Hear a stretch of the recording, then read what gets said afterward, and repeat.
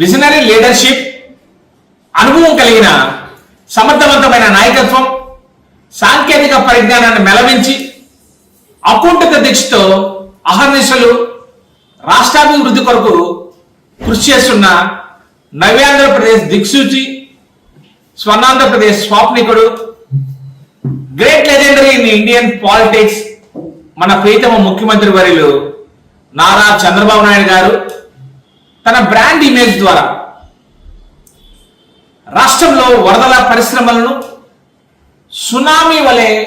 లక్షల కోట్ల పెట్టుబడులను తీసుకొచ్చారు. ముఖ్యంగా వైజాగ్లో జరిగిన సిఐఐ పార్ట్నర్షిప్ సదస్సు ద్వారా 613 ఎంఓయూలు, 13.25 లక్షల కోట్ల పెట్టుబడులు, దాదాపు రాష్ట్రంలోని యువతకు 16 లక్షల ఉద్యోగ అవకాశాలు కల్పించిన ఘనత మన ఎన్డీఏ కూటమిది. నారా చంద్రబాబు నాయుడు గారు, ఐటీ విద్యాశాఖ మంత్రి నారా లోకేష్ గారు పారిశ్రామికంగా ఆంధ్రప్రదేశ్లో తీసుకొస్తున్న సంస్కరణల వలన ఆంధ్రప్రదేశ్ అంటే అభివృద్ధి, ఆంధ్రప్రదేశ్ అంటే పారదర్శకత, ఆంధ్రప్రదేశ్ అంటే నైపుణ్యం గల యువత,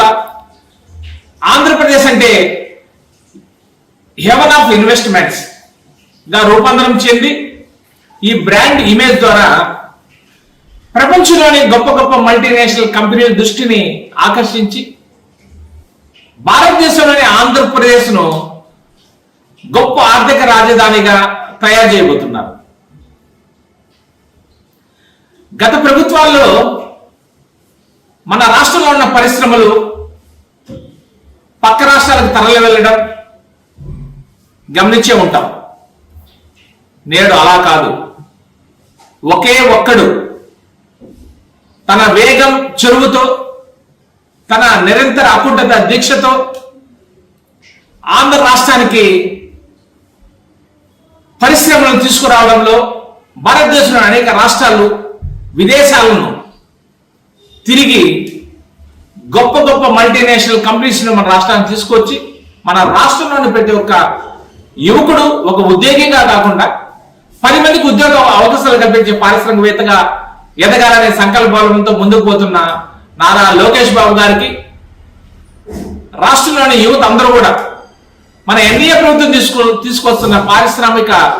సంస్కరణలు ఉపయోగించుకొని ప్రతి ఇంటిలో ఒక పారిశ్రామికవేత్తగా ఎదగాలనే ఎన్డీఏ లక్ష్యానికి